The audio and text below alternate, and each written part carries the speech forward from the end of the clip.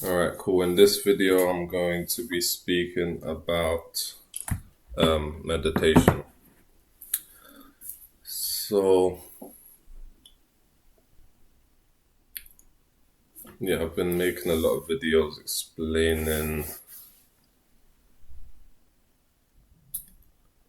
just a lot of different topics, explaining absolute truth, the ramifications behind that, the consequences of that, enlightenment, awakening, all of this kind of stuff, self-realization. And watching those videos, well, different people come to realizations through different ways. And you could come to a realization just by listening to certain videos and kind of understanding them at a deep level, where maybe it might have been something that you already knew subconsciously, but then you needed to hear it and in this particular way and it just clicked. So that's possible. But at the same time, there is a limit to how far you can get through just intellectual understanding, because you have to realize that intellectual understanding is all through language, concepts, models, maps, theories, theses, and language, any kind of map, any model is always incomplete by definition, because I know I've said this a million times, but I'd recommend watching some of my other videos if you haven't watched any of those. But if you watch some of my core videos, like my first few videos, and you kind of understand my base explanations about the absolute and how it gets split up into the relative and so on, and we live in the relative dualistic plane of opposites. Language can only exist if there's something that's not language. Like this, right now I'm speaking using language. But, for example, if I show this video to a worm or an insect, it's not going to mean anything to them. And then see some humans see, because we're all self-biased and we use ourselves as a reference, and we use ourselves to, as I've explained in my past video as well, everything is kind of a measurement, but you're using yourself or you're using humanity as a reference, and then you might say, it's just because that insect or that worm is just too dumb, they're too conscious to even understand like a high level phenomena such as language. And that may have some relative truth to it. However, that's not the point that I'm making here. Like a worm, an insect, no matter how stupid it is, it still exists. It's still true. It's still conscious. It's still valid. You know what I'm saying? So language is only a subsection of reality, and you're trying to use a subsection of reality to explain the whole thing. It's almost like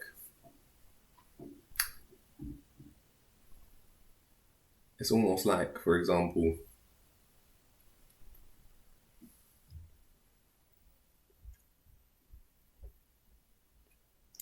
let me think of a good example.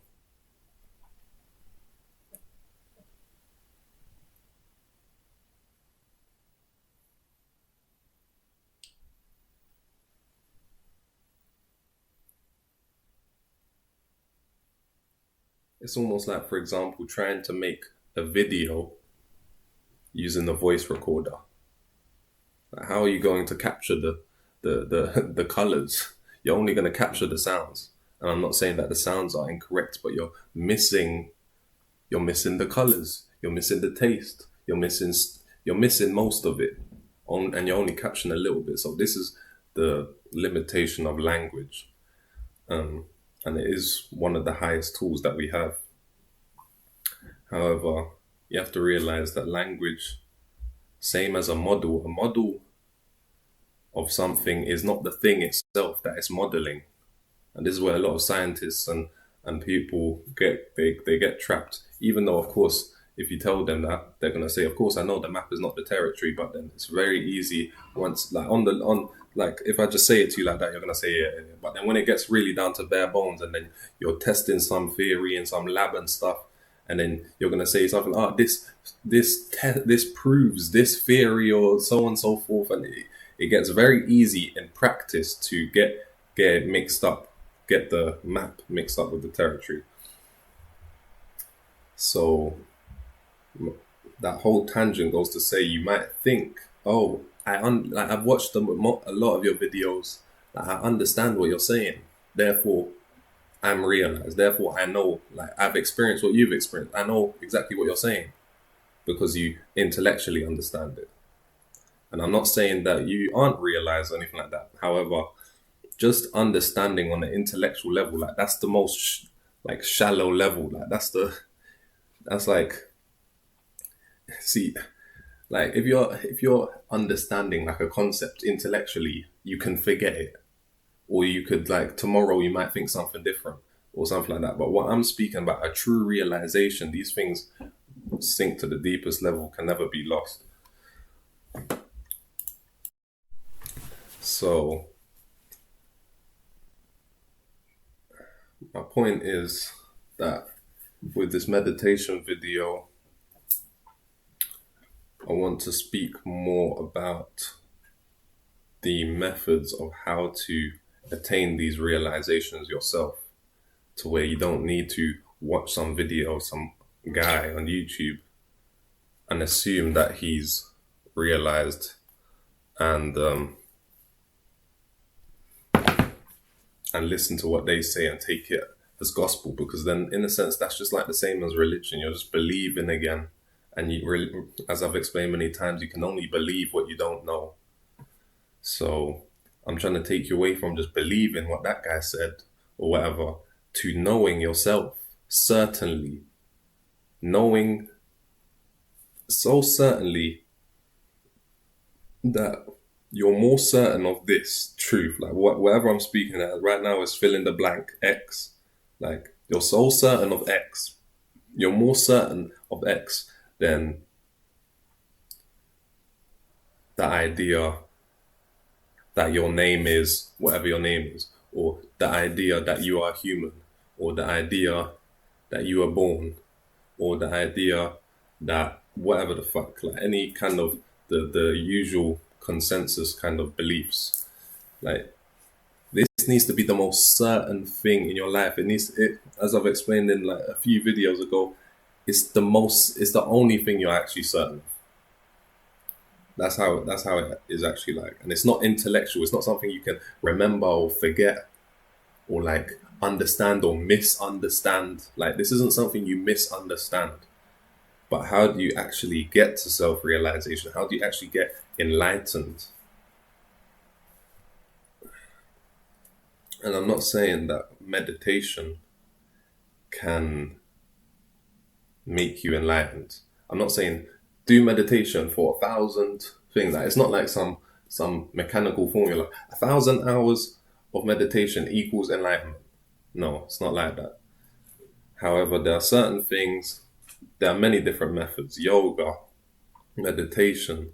Some people do contemplation, self-inquiry, psychedelics, many different things. These are all tools. These are all paths to the destination that we're speaking about.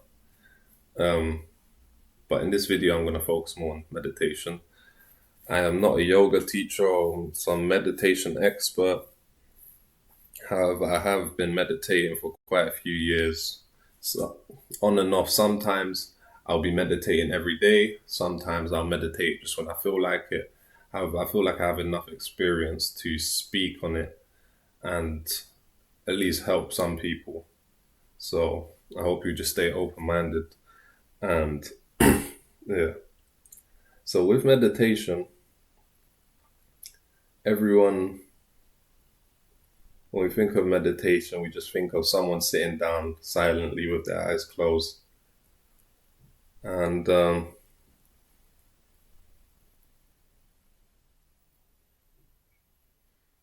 in a sense, you could say that's what meditation is, but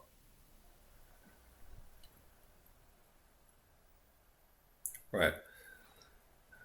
There's a difference between meditating or meditation and meditation practice. What people think meditation is actually meditation practice. Like that thing that you imagine, or that thing you've seen, or what you tried when you sat down, you close your eyes and you thought, I'm meditating. That's meditation practice. You're practicing meditation.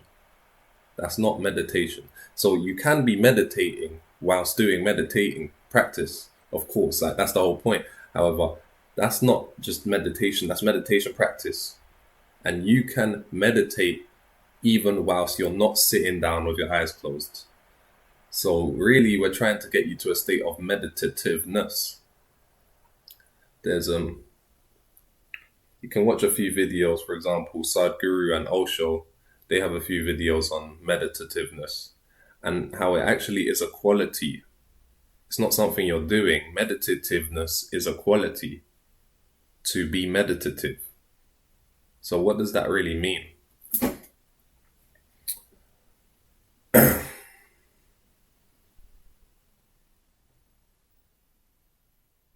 As I said, language is limited. And the word meditation is not meditation. Even anything I say in this video, any 1,000 words, if I say it this way or that way, or any words I say is not meditation itself.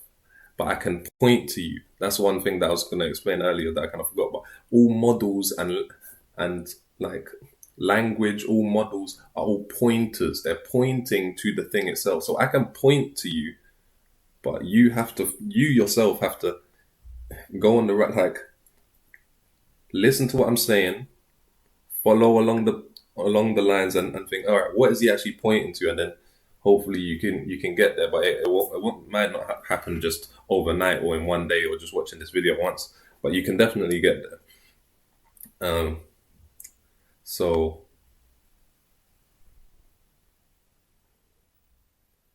yeah, I know I just brought up Osho, but a lot of these like kind of enlightened gurus and stuff, like I don't really watch any of them anymore or anything like that, but I used to watch them a lot, like years back, kind of earlier on in my journey, and they did help me along the way. And one of the videos that helped me a lot with meditation was one of Osho's videos where he was saying that meditation is the opposite of concentration. And I would say, and see, but there's, especially if you do study yoga as well, there's loads of different methods. And there's also concentration kind of meditation practices. So it's kind of the two sides of the same coin. It's almost like contracting onto a single point, or expansion. And so contraction is kind of like concentration, focus onto a single point, and it's almost tense. It's like tensing onto that. And expansion is like relaxation, not like the opposite of focus, so not focusing on anything in particular. And yeah, it's relaxing, and it requires less. It doesn't really require energy because it's expanded by itself. It's just stretching out.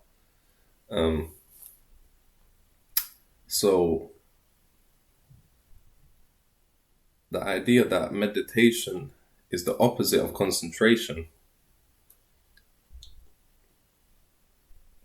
you could kind of think about that and ponder that a little bit, because there's this idea that when you're meditating, right,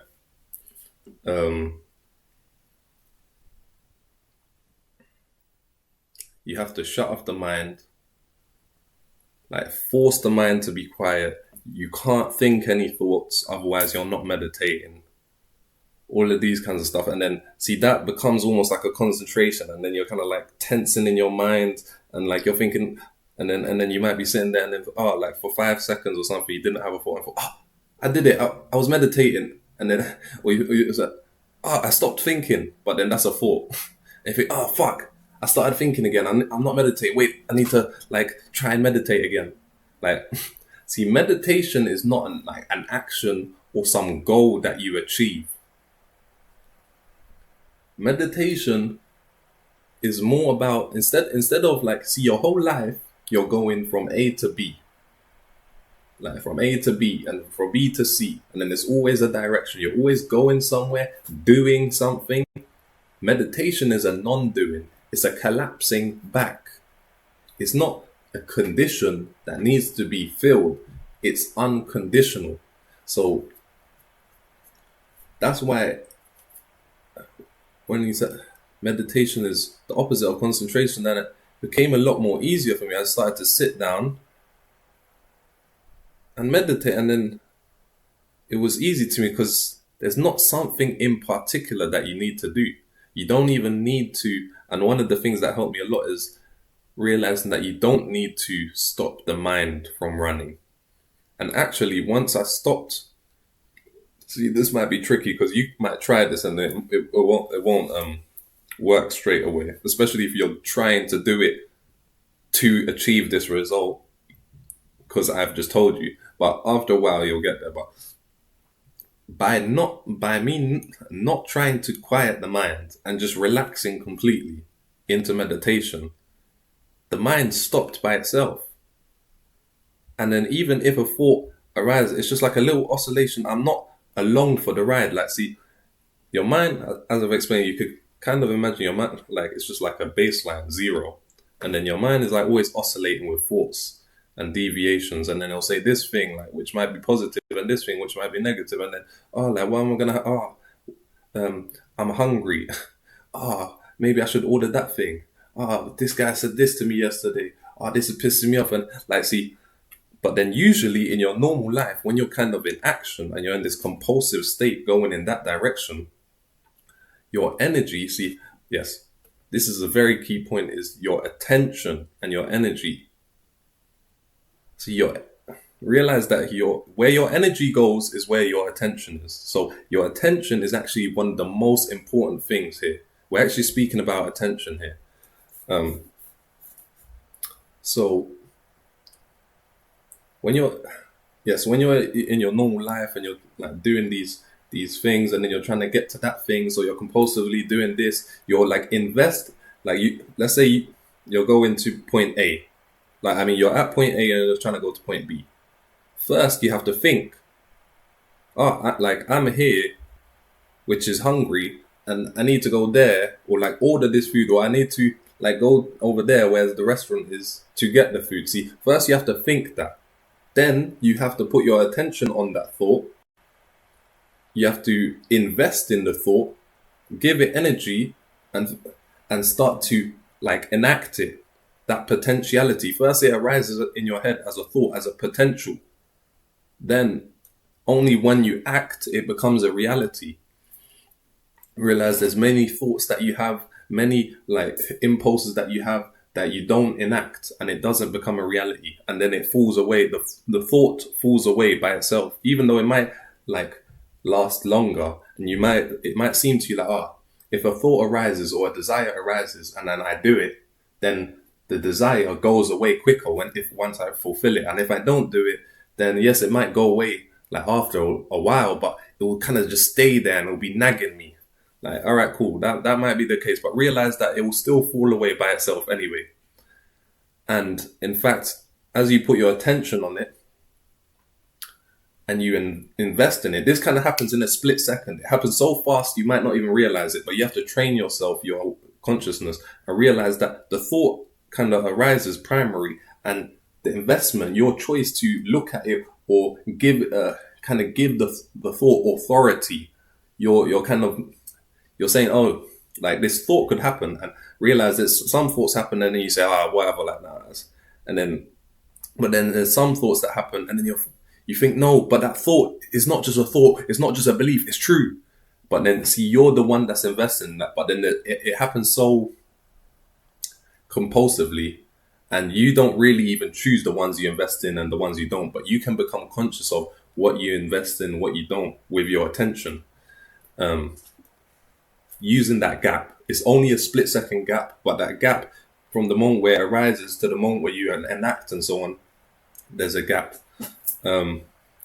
So as you're meditating, right? Imagine your mind is just the line. There's zero, and then there's the oscillations, like thoughts arising and so on.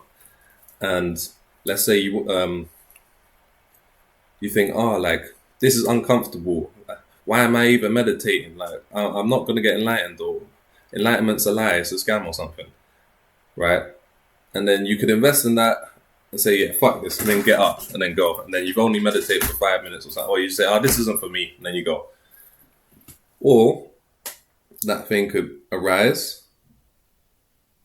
and you could say, oh no, like I'm thinking again. Wait, let me go back to trying to meditate. Oh, let me just like focus on my breath, or focus, like, I don't know, like shut down my mind. And then you're tensing. And then it pops up again. Ah, shit, and then it pop, and then you're doing all of this shit. And then see, all of that is, even if you're still sitting down with your eyes closed and you didn't get up like the other guy, you're still not meditating. You're still kind of just getting lost in the source and in the oscillations of your mind. So you lose if you kind of invest in them, enact them. You lose if you like try to stop them, suppress them. Because see, as you're even trying to stop them and suppress them, you're also giving them more attention and more energy, and you're making them stronger.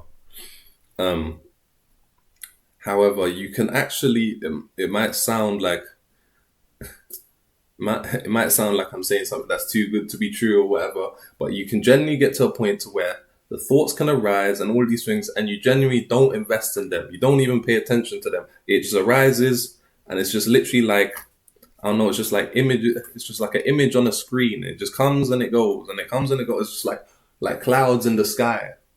Like there's clouds in the sky moving, right? Like you look up, there's clouds in the sky. They're moving. You could choose to lock in onto that cloud and look and watch it go, or you could just look at a particular point as the thing moves. Like it comes across your screen of attention and then it goes. You see what I'm saying? But your attention is staying still. So like person A and person B, like the guy who like stood up and left, or person B who didn't, but then he was focused on trying to bring it down and like suppress it and so on. They're both like they're both getting lost, because as the cloud comes, like let's say this point is your attention. As the cloud comes, like person A, he locked onto it and then he went there, and then person B, like it was happening, but then he was like kind of trying to look away, but like see, let's say his point is here, and then the cloud's here. Person A is looking here, so his attention has been lost from the 0 point.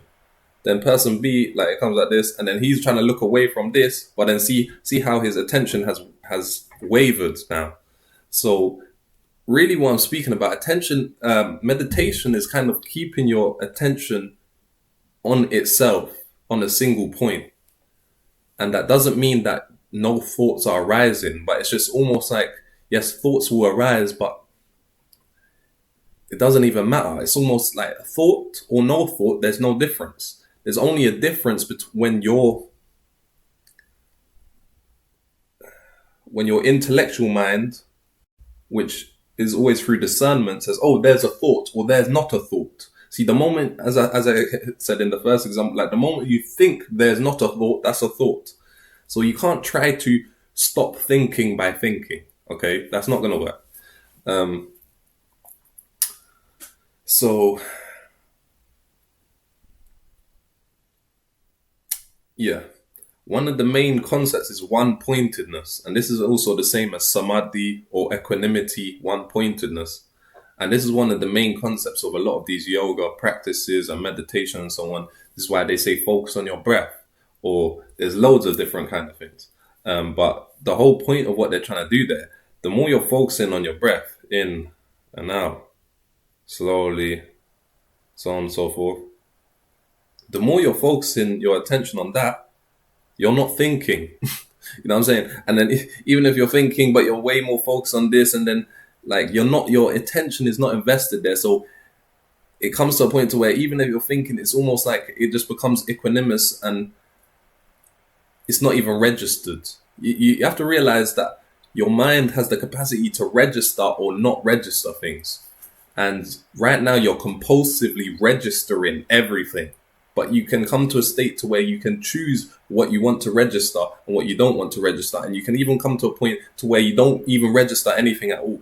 And this is kind of even these states of samadhi and so on, to where your attention is, or your consciousness is so onto itself in the 0 point, equanimous on itself, to where you're not even aware of anything other than yourself or the truth itself. You're not aware of anything other than awareness. So that's kind of like what we're working towards. But see, that also seems like concentration, but really,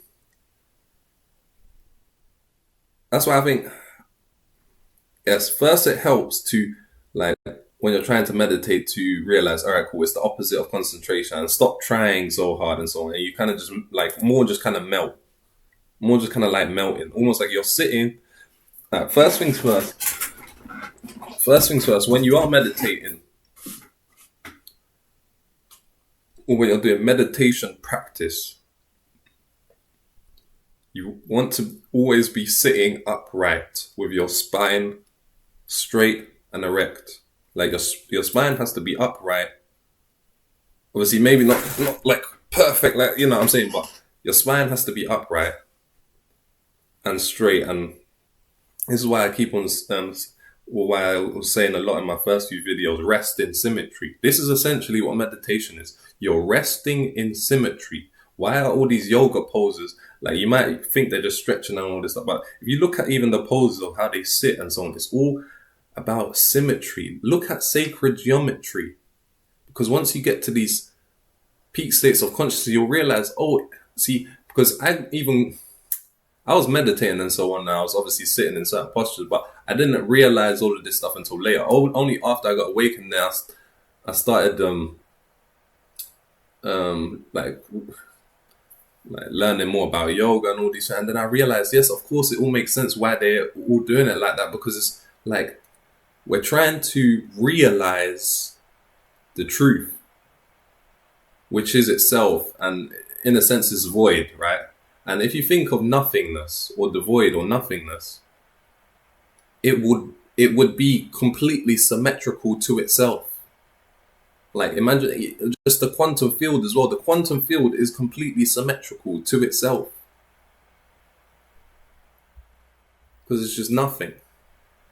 It's just nothing, right? So there's not even any like kind of strange kind of like asymmetry, or, you know what I'm saying? All forms, like look at this form right now, this body. It's like, you could say it's symmetrical, but it's slightly asymmetrical.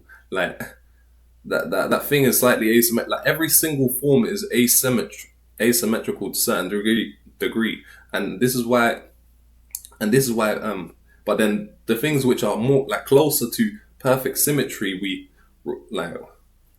we praise and regard as high. This is why even all the temples, all the churches are built with these crazy sacred geometry structures. This is why we say the most beautiful people have like symmetrical faces. You don't need to be enlightened to realize this stuff, but you know what I'm saying? Yeah, so one of the main things is you have to be sitting upright, symmetrical. You want your body symmetrical. And the main thing about sitting upright, obviously there's many different things, as I just said that as well, but you also don't want to fall asleep. As if you keep your spine erect, you're not going to fall asleep. Yeah. Even if you're sitting, you don't want to start like kind of going like this, all that. As I say, you don't have to be too strict, but the main thing is, you know what I'm saying? Because you're closing your eyes as well.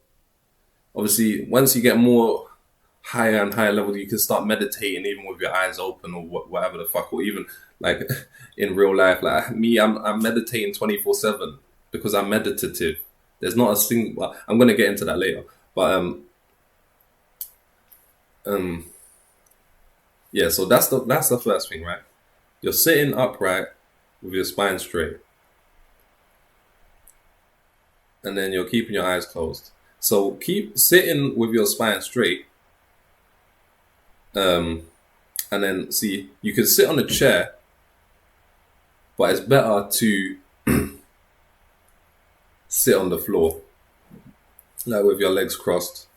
Obviously, we in the Western world have come to a point where we sit on chairs so much and sofas and all this stuff to where even sitting down on the floor with our legs crossed, like it gets kind of uncomfortable after a while. But you can train yourself. You could even do like a yoga course or something. Learn a few stretches, and after a while you can, you know what I'm saying? As kids, we all sat with our legs closed, like like crossed. Like you really should be able to do that. You know what I'm saying? Like,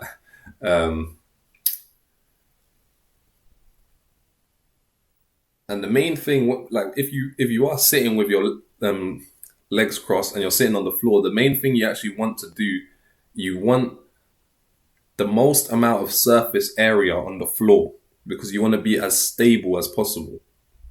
You want to be completely stable. So actually this would help if I was sitting down. One sec.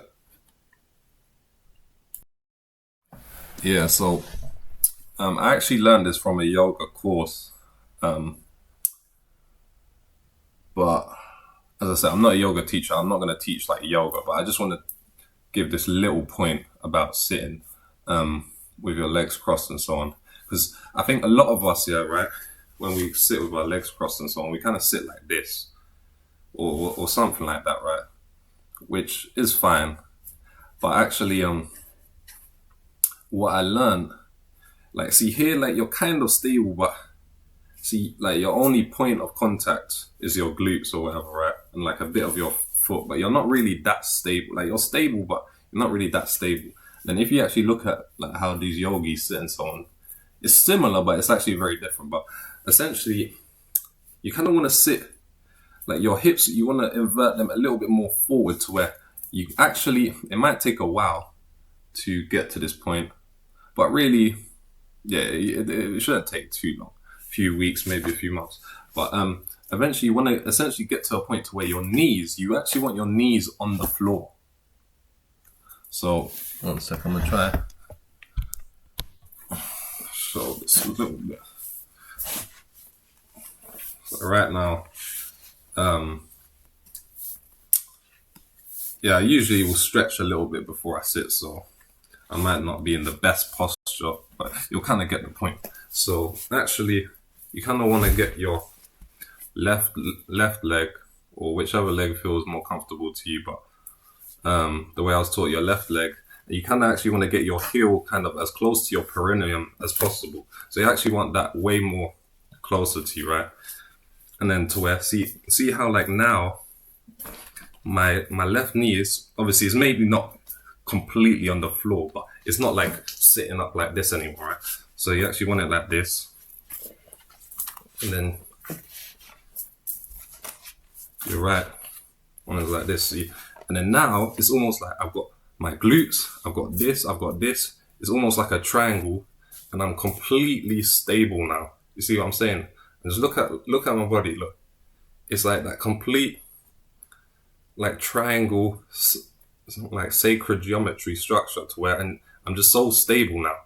See, because the whole point of these asanas, is, which just means postures, just is basically, in my opinion, obviously there's many different reasons what people say. As I said, you are kind of aligning yourself with how the universe is on a macro sense, because the universe is completely symmetrical. But at the same time, the whole point of a posture is to keep your body locked in a sense. You kind of want to keep it in a comfortable, obviously at first, as I said, you might not be comfortable in these positions, but after a while, you'll get to a point to where you want to aim to get to a point first, don't worry. Oh, I can only sit like this for 5 minutes or 10 minutes. Don't worry about that. Like, just keep on practicing. Just like, even like you were going to the gym or you were trying to study this thing. First you try 5 minutes, then to 10 minutes, then to 15 minutes, so on and so forth. It doesn't really matter as long as you're progressing. But you want to get to the point to where this just feels like second nature to you. You can sit like this for an hour, 2 hours, right? It should feel completely stable, completely comfortable, and it should.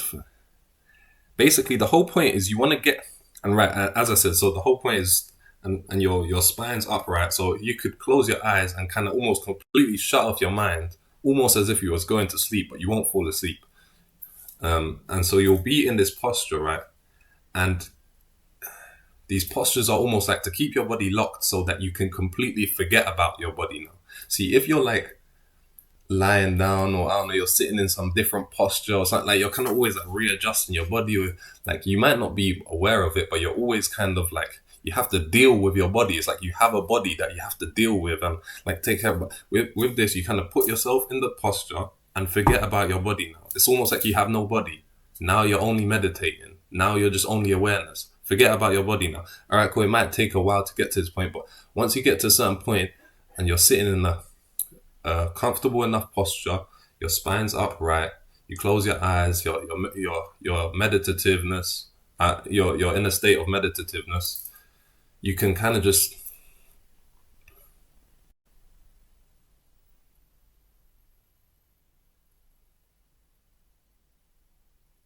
almost drop the body as if you don't have a body. Let the body, like, you want it to come to a point to where it feels like your body is holding itself up. Like, you know how like when you're standing up, right? Or even if you're sitting, like, yeah, you're sitting in a chair, right? Like what do people like about a nice chair or a nice armchair or something? Is that like the chair is supporting you in a sense. Or when you're standing up, it doesn't take too much effort, but deep down, you know, if you're standing up, if you let go of all tension, you'll just drop to the floor. So there's always a kind of, you have to always be slightly aware of your body, where you're kind of always using energy to hold it up.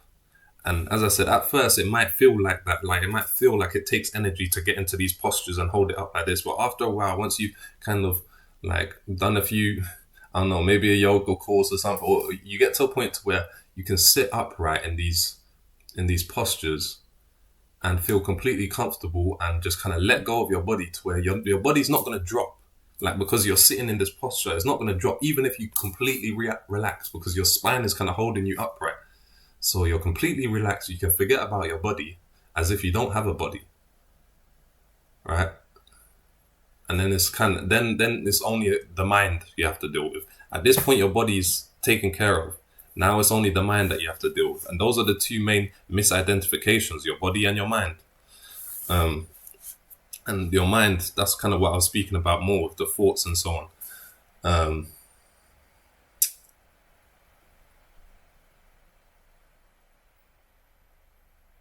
so yeah, one sec. Yeah, so before I went on the tangent of like just explaining actually how to sit and so on, um, I was just explaining more about, first at the beginning, focusing on how you can, how meditation is the opposite of concentrating, and you're not trying to concentrate. You're not concentrating on a particular thought. You're not concentrating on stopping thoughts. You're not concentrating on trying to meditate well or anything like that. No, you just sit there, close your eyes, and you just sit. So that's kind of the beginning stages, and it's more of a relaxation. As I said, at this point, your body should be comfortable, should feel stable. You can forget about your body and you just relax your mind, almost as if you was going to sleep, but you won't be able to go to sleep because you'll be upright and you'll just be in a state of void. Um, but at the same time, that's why I was saying concentration and meditation, or relaxation and concentration is two sides of the same coin. So you can actually also come to high point of meditation through just pure concentration. So you can also just focus on your breath, or you could focus on a point above your eyebrows. You can focus. You can put your attention on your in between your eyebrows, and also just breathing in and out slowly.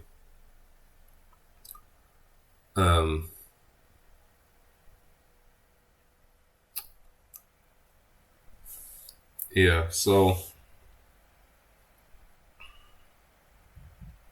what I'm gonna do, yeah, I actually I have this one video that I actually recorded I think probably like 2 months ago. Maybe like around the time when I first like made my first few videos on the channel. So um um I didn't record it like just specifically for this video, but I just recorded it, and I done some editing. Basically, it's a time lapse of me meditating. It was just a random video I just made. I think I sat for around 40 minutes. And as I said, you can meditate in a chair as well, as long as you keep your spine upright. That's the main thing. And for me, once I actually knew what meditativeness was, then it became really easy for me to meditate. Even like for example, if I sit in a chair, because it's like more, it's just more natural to me, because that's just what I'm used to from the Western world, because we just always sit in chairs since like you're 10 years old and so on. I could meditate for 1, 2, I don't know, maybe 3 hours. Like it's not really like hard for me, because it's a non-doing. It doesn't take any effort to meditate. It's like putting your brain on standby.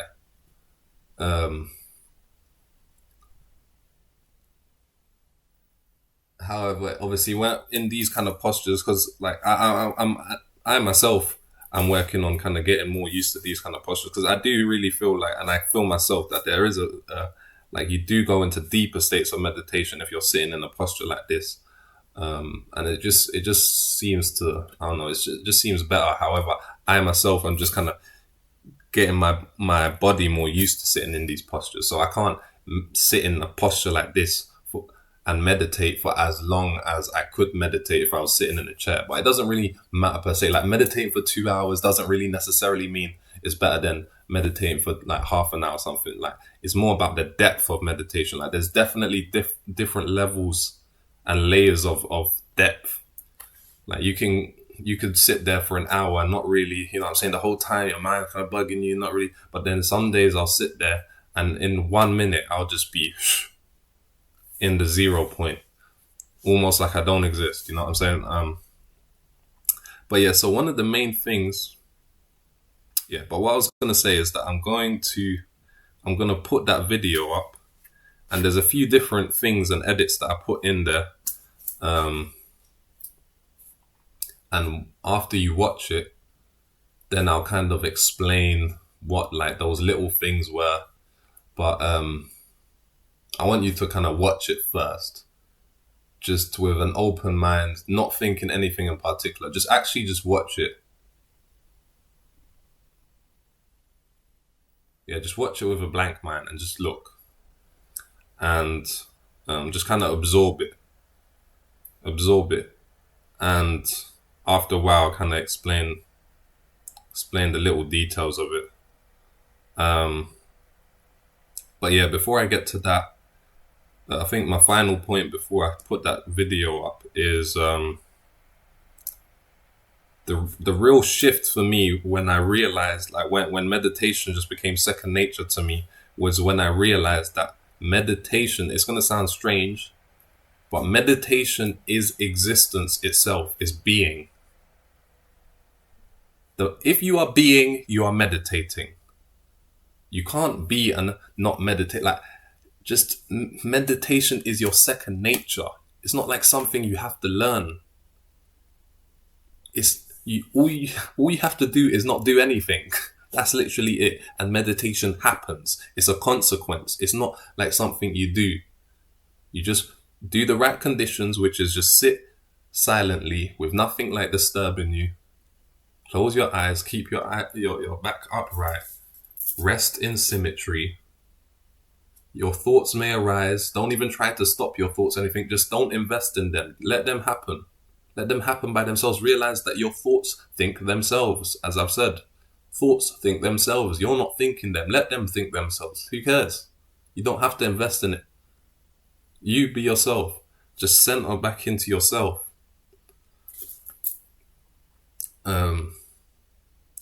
And yeah, like, do you have to try to exist? Do you have to try to be? No, you don't have to try. So it's literally just like that. You're just being. You're just setting aside a time to be. It's just that we've been so conditioned to do, achieve. And even like our mind, because everything we do is like trying to achieve that goal, our mind thinks that meditation is like a goal over there. And I'm at A right now, which is not meditating. And then I need to go to B and meditate. And then you think, oh, sitting like this and like doing it and then kind of like not thinking, like that's getting to B. Like, no, there's not a condition that needs to be filled. So even really, you don't need to be like sitting like this. As I said, you can be meditative throughout your daily activities. I'm always meditative. Once it clicked for me, it clicked like being meditative is just a state of consciousness. That's just how you are. It's just, I don't know. It's just, I don't know. It can't really be described. It's just a state of equilibrium, clearness, balance. That's what it is to be meditative. To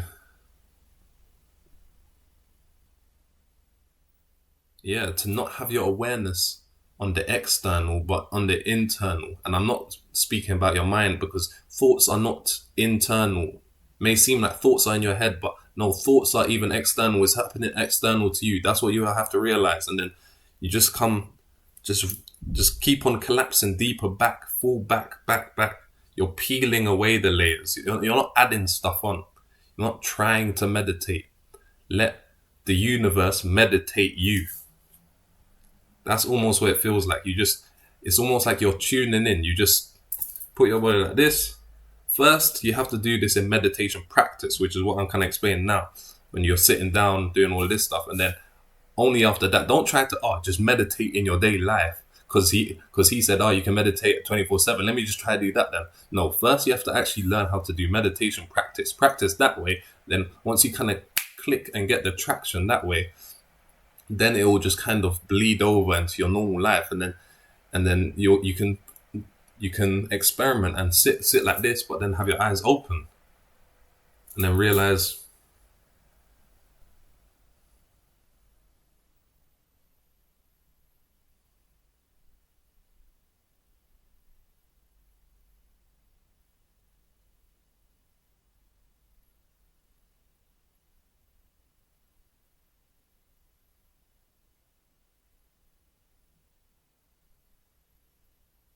you can meditate with your eyes open. There's no difference between eyes open or closed, but these are later stages. You have to walk before, you have to learn to crawl before you walk, before you run, so on and so forth.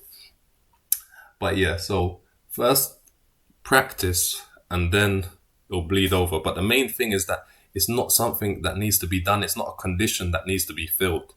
You just want to put your body in a posture that is comfortable for you, that is symmetrical with your spine upright. You close your eyes and you don't even try to stop your thoughts or anything like that. You just don't invest in them. Don't invest in your thoughts. Don't invest, even if you're feeling a certain emotion, you feel sad, let yourself feel sad. Let sadness be sad. Let angriness be angry. Let happiness be happy. If bliss arises, let bliss be blissful. It's an allowing. It's not a doing. Allow yourself to be. So yeah, I'm gonna put that video, then I'm probably gonna explain a few things after that, and might leave it at that. We'll see.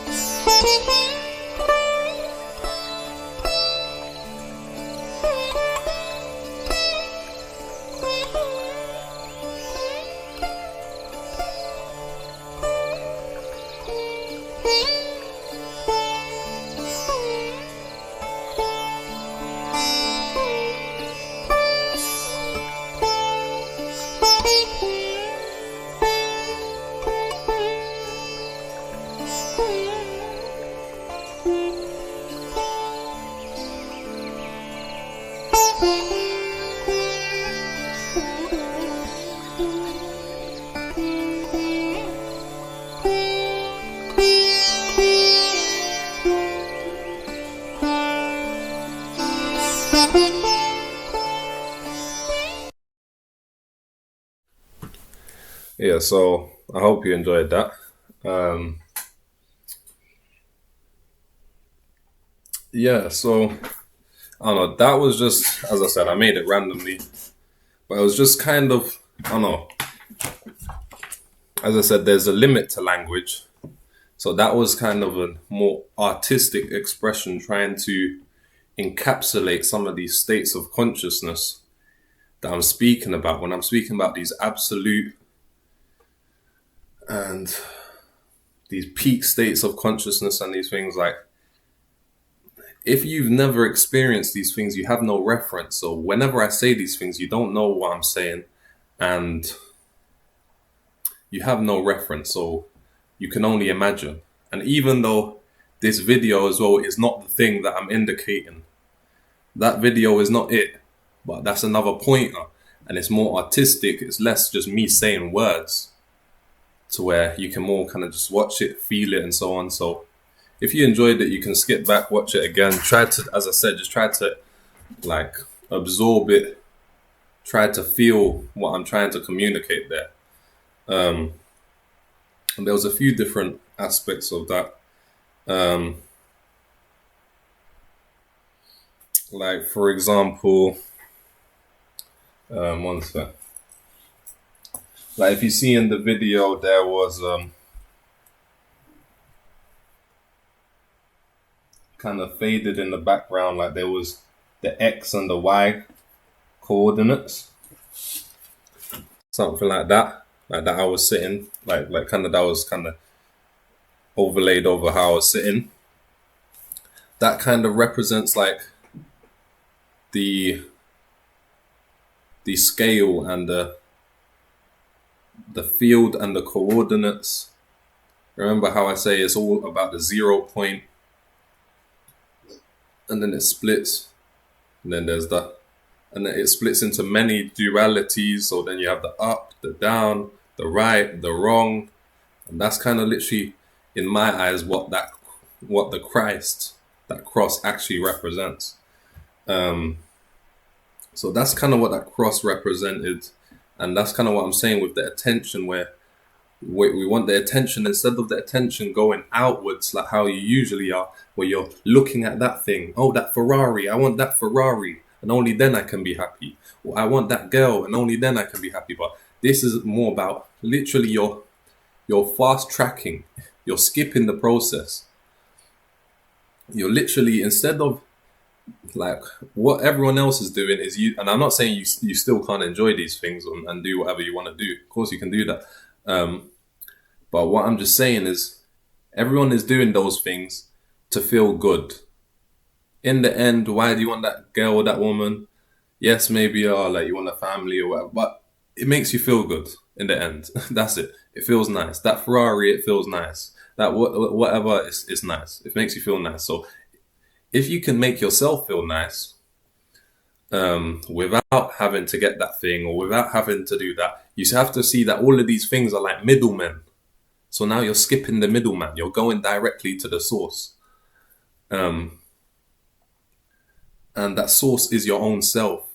See, even that girl or that Ferrari or that house, realize that you are the arbiter of whether that makes you happy or not. It could be that same girl that made you happy yesterday that doesn't make you happy today. And yes, maybe she changed a bit, but it might not even necessarily be her. It could be the same girl or the same house, but now you've changed. So now that house that satisfied you before doesn't satisfy you, or that house that didn't satisfy you before, now you're happy with it. See, because you can change. You're the arbiter. The choice is yours, and that's secondary. So we're kind of working towards a state where you can achieve bliss and joy and fulfillment without that being contingent upon some external condition that needs to be filled or some external goal that needs to be met. Right? You can just go straight to the source. That's kind of, and as I said, this cross again is kind of like representing the balance, the what's it called? The equanimity, the duality, the opposition, but also the, what's the word?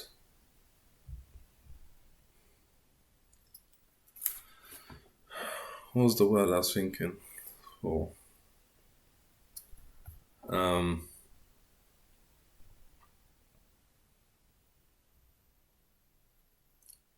And the symmetry, essentially. But yeah, what's it called? There was also, if you notice, there was also kind of a clock that I've overlaid like over this. So over the cross, there's also a clock that was kind of moving. You know what I'm saying? It'll go there, then it'll be like there. Obviously, like a clock going around like this. And see, so what that kind of represented was time unfolding, the cyclical nature of life. But then also, because I like, or the body or me, I'm sitting there, and then obviously you have the background, which I will get to after. And it kind of what I wanted to what I kind of wanted to portray is like the cycles of time, but also eternity. You see, as I've explained in my past videos, how people are, they're identified, like when you're identified with this body, and then like it feels like you're here today, and then like you go sleep and then wake up tomorrow, and it feels like you're there. Like, see, that's you identifying with the tip of the long hand, and then as that goes, it feels like you're along for the ride. But what I'm speaking about when you become meditative, you sink into the 0 point, is more about identifying with the point, the central anchor that the hand is attached to, that your body is overlaid over. And that's when you realize no matter how many times it goes around and around and around, you're just remain in the center, in eternity, in the eternal now, the eternal here now. So that's kind of what those kind of two things represented. Then obviously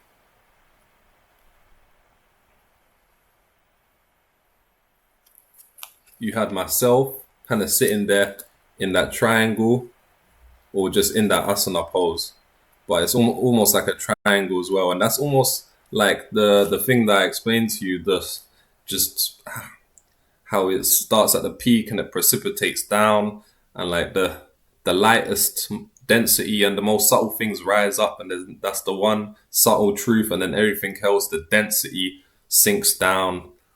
And that's where most people are. The masses are always at the bottom, and then there's always less and less people at the top. But that's obviously the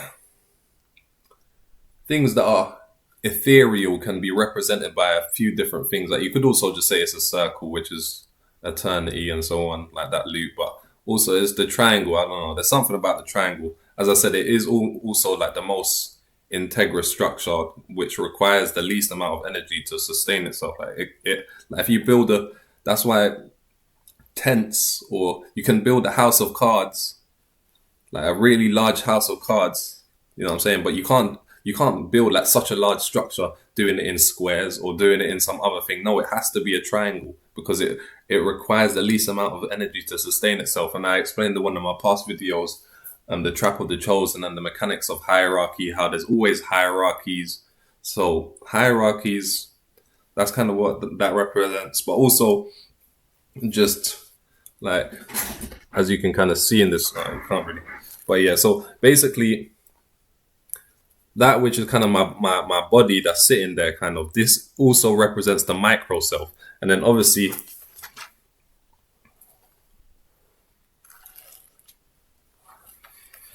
you have the whole screen, which is what you actually saw it on. That could be like your laptop screen or your thing, but you could almost imagine there wasn't a screen and it just kind of went on forever.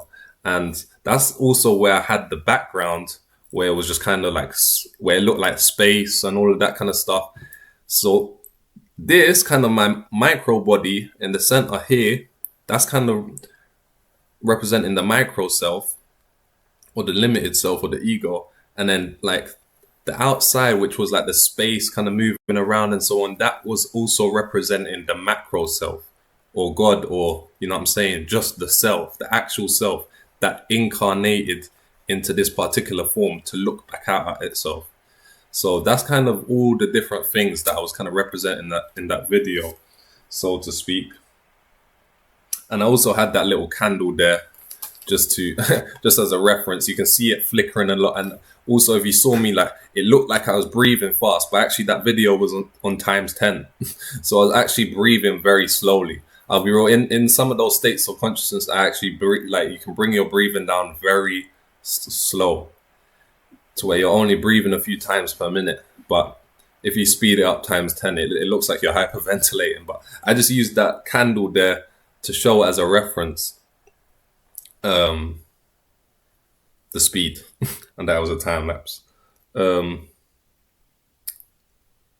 So yeah,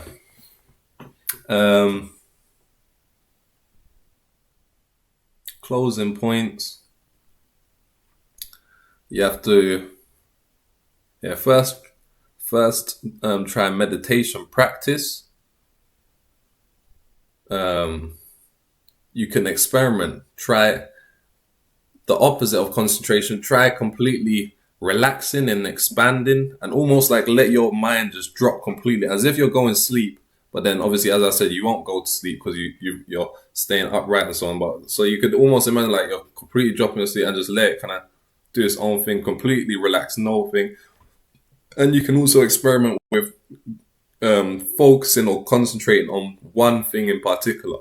That's why some people who do yoga and so on, they have these deities or these statues, and it's not even passe to say that statue is the thing, but even just looking at one thing, or even like a meditation, you could literally just put a flame, get a candle, put a flame, and just stare at the flame for half an hour. That will be meditation. That will actually increase your consciousness, your attention, your skill. Like you'll start to, you have to be able to learn to manipulate your own attention, the direction of attention, focusing outwards, focusing in. You have to be able to keep your attention onto itself. You have to be able to keep your attention locked on one thing. These are the two poles.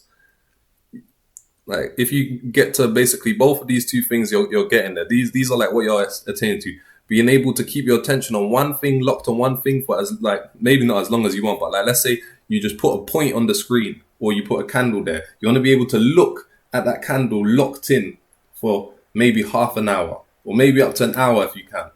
But you work your way towards that. Even if you just start with 5 minutes, you work your way towards an hour. Just locking your attention on one thing.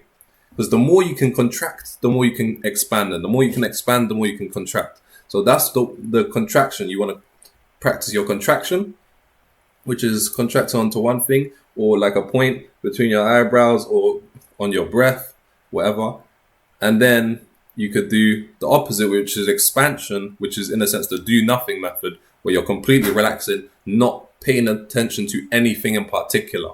That's the two opposites. So it's either one thing very specifically or nothing in particular. And then when you get to the extremely high like states and level, you're going to be able to actually do both at the same time. And actually, that's really the truest one. Like you're going to realize actually, yes, like as you're completely expanded, you're expanding around the 0 point as an anchor. And then, yeah, but that kind of happens by itself. But you have to kind of experiment. And yeah, let me know if that was helpful. Yeah, and last point, um, what's it called? Yeah, if you are, well, obviously, if you're going to meditate in a chair, then you're all necessarily going to have a backrest. But if you are sitting down on the floor, I guess you could start off using the wall as a support. However, you do actually also want to work towards not using the wall or anything as a support. You want to actually work towards your, because as I said, you're kind of aligning yourself with the absolute truth. That's what how the symmetry and all these things are important. But the whole point, as I said many times, is that the truth is true absolutely under any condition. Um, so and so it stands on its own. It doesn't need any external support. So you want to work towards a point to where your body can hold itself up, not needing the wall as a support or a chair or this or that. You want to be able to sit in a posture. It can support itself. You can relax completely, and it holds itself up. And I think that is also a necessary wrinkle. I used to always use the wall as well, but they did speak about that in that yoga course that I actually done, and after a while, it actually does make sense to me as well. And there is one point about how that they were saying, or because this was actually a Sadhguru course, and I'm not saying Sadhguru's the most enlightened or this or that. Like I watch so many different I like to just use many different sources and cross-reference them, see where they overlap, where they so on and so forth. So it doesn't really matter about that. But this was just because I just wanted to actually learn some yoga, like a particular practice and so on. And what he was kind of speaking about is, especially when you're not using the backrest, is how like, and when you're in keeping your spine erect and so on, how you also need to kind of allow your spine to almost reverberate and almost kind of unwind. And it sounded, I don't know, didn't sound like anything to me. But if you actually watch that time lapse, you'll notice that there's certain, not the whole time, most of the time I'm still like this, but then you'll notice there's certain times where my spine or my body kind of rocks like this, almost like a seesaw, a dynamic balance. And I am going to make a video about that, how life is a dynamic balance. It's balanced, but it's dynamic. See, that's where balance really comes in. If it was static, then there would be no challenge. But the whole thing is staying in balance even when you're off balance and keeping the balance. So, but anyway, yeah, and I didn't really, yeah, I didn't take it too serious. But then I noticed when I sit and I do sit in a, like when I actually sit in a correct posture, my spine does like move by itself. I wasn't choosing to do that. It just happened, but it like it kind of happened sometimes and then it kind of realigned. So certain of these things, I don't know if that's kind of just energetically the system unwinding or karma unwinding or whatever, or just getting more realigned. Because of course, as I said, there's certain things. I'm not like some yoga expert as well. Even though, as I said, not to claim I'm just a realized guy, but I don't really necessarily think you have to be like a yoga expert or like an expert at meditation to be enlightened or something. You can get enlightened without those things. However, these are useful tools like meditation, psychedelics, all these things. I am going to make a video on psychedelics as well, but all of these things are tools. So it's not about, you have to be some psychonaut or some like meditator who can sit for a whole day or 5 days in a row to be enlightened. That's not the case. But you know what I'm saying? If you do these practices well and you use the tools correctly, then you're more likely to get to the goal. So, um, yeah, but you want to work towards not using the a backrest or any kind of support. And what else was there? There was one last thing. Yeah, a minor thing as well. Like even if you're meditating as well, and like one of the things, like when I was first beginning, obviously, yeah, you could like get sidetracked by the thoughts, but then even like something as small as an itch or something like that, and you think, oh no, I've itched myself, like I've lost all my progress. Now I'm like not meditating anymore. But if you look at my thing, like there's a few times I itch or something, like a little itch or something here or there. Obviously, if you can sit and like an itch comes and you don't have to itch it and it goes away, like, oh, that's fine as well. There was probably times when that happened to me, like, but essentially when I didn't realize that meditation was unconditional and it was just a state of being and a non-action. When I was thinking, I have to do it this way and do it perfectly, only then it's like meditation. When I'm not thinking any thought, all of this kind of stuff, like I was trying to like jump through 1,000 hoops kind of in my head psychologically.